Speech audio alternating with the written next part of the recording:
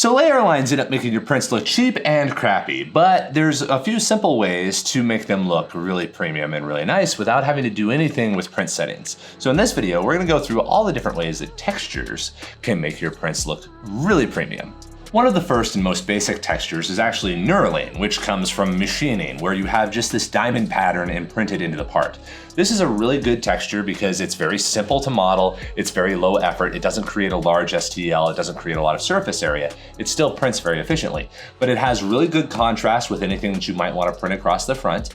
And again, it's a really simple thing to model. You just model up a triangle and then you replicate it in a linear fashion across the way. And it can be embedded or pulled out. This you will generally see in machining on like the handles of tools and that kind of thing. So it's a very common texture to be used with kind of functional parts. You can use it as a grip, or you can just use it as this really nice cosmetic look.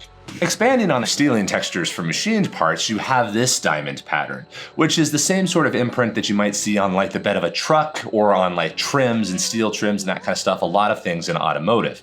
This texture is generally used as a grip surface in order to make sure that you can actually stand on something. But again, it's a really good way of making sort of an industrial looking part or kind of a rugged looking part because it relates to that past brand of those types of pieces. So this texture would be something that you would use for like an automotive dashboard or some sort of console, those type of things, to where the people who are buying the product may have some familiarity with the actual stamped metal versions of this. But again, it creates pretty good contrast, but it has so much flat dead space inside of there that it's not as good as some others and finer textures, but it does work way better than just a smooth part. Now we start trying to get a little bit fancy. This is kind of the same sort of texture, just a linear pattern embossed across the part.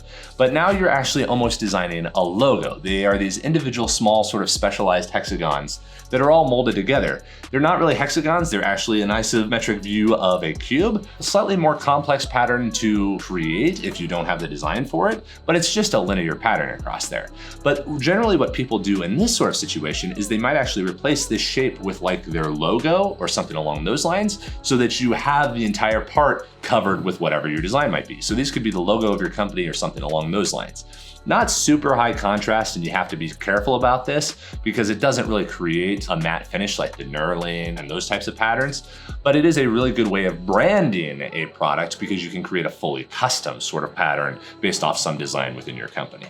This is kind of a continued expansion of it that again is really low bandwidth. This is just a hexagon at 3 or 4 different levels. So you can see that they're not all at the same depth, which creates a really interesting sort of pattern because it's just much more complex. The hexagons aren't great because you can still kind of see the 3D printedness of it. The smaller, finer patterns that break up that 3D printing layer line hide it better.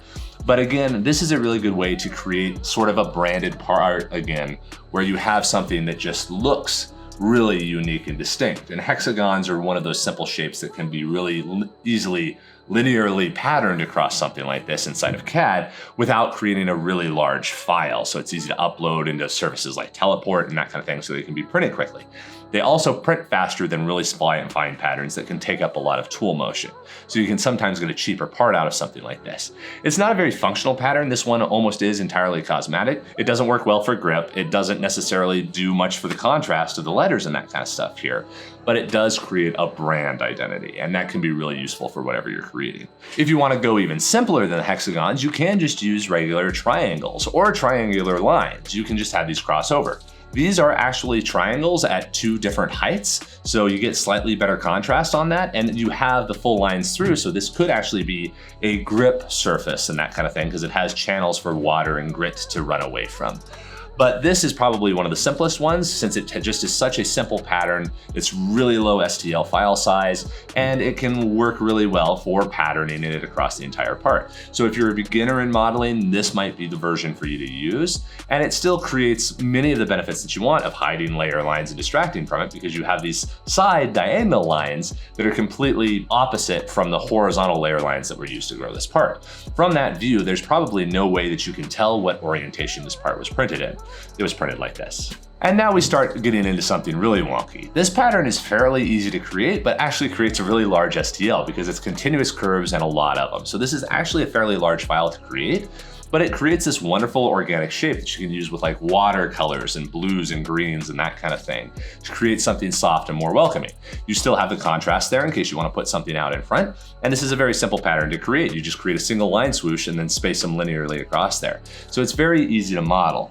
But this does give you a unique aesthetic that starts getting more organic, and many of our patterns going forward are going to be organic. This is taking those lines and refining them even more. You can see as the lines get smaller, you get this really cool sheen off of the part to where now you're starting to get weird dynamics because of just the different reflectivity. As compared to the large ones where it's kind of all the same color, since these are so small, so fine with such sharp corners, you get that really neat kind of linear sheen off of it, which can be really useful because it highlights the logo that we have on side there, and from different angles it starts to look different. So it's a really dynamic sort of a part to use. And again, this is just a squiggly line, a curved line that is then repeated across the part. All right, now we're starting to get fancy with some of them. This sort of cobblestone pattern is, again, not great for high contrast. You can't really see the logo right there, but really good for organic types of parts and pieces. Because you might want to make like a terrarium part that is a rock or maybe a piece of terrain, and you can use this patterning on it. This is probably the hardest to model because you have to kind of individually create these shapes or create one single section that then could be linearly patterned, which can be a bit challenging. But you can also use tools like a Formlabs texture tool to upload basically a negative of this as a black and white image, and then it will be imprinted onto your part. And that's a very simple way of doing it, but you have much less control than if you do it inside of CAD. But these cobblestones are really good for organic types of parts and pieces. Alrighty, 2 for 1. These are the same pattern, it's just the difference between an addition or a cut. So with the cut, we basically cut out a sphere, a hemisphere, whereas on this one, we added in a hemisphere all the way through. So you might be able to see that, how this is cut in and these are actual bubbles. And they look similar, but you get a kind of different dynamics because this one is actually sharper, it's a bunch of peaks, and this one is rounded and smooth. So this one feels a lot different from this one, even though they look pretty similar. And this is one of the cool things you can do with texture. Not only do you hide the layer lines, but you create these different customer experiences to where this might be really good because you want people to have a nice soft experience with something they're gonna hold like a vase, whereas this is something you might want to use in an industrial context where you want people to get a grip on it so that the tips kind of bite into a person's hand if they're grabbing it.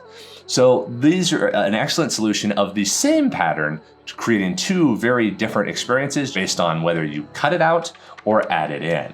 So adding texturing is something you can do in 3D printing, and it basically adds no extra cost. But you're able to change something that looks like a cheap, crappy 3D printed part into something really premium and beautiful that you have unlimited control over, which has never been possible before. These types of things would be stupid expensive to manufacture just 5 years ago. But now you basically get them for free for the same cost as the smooth part.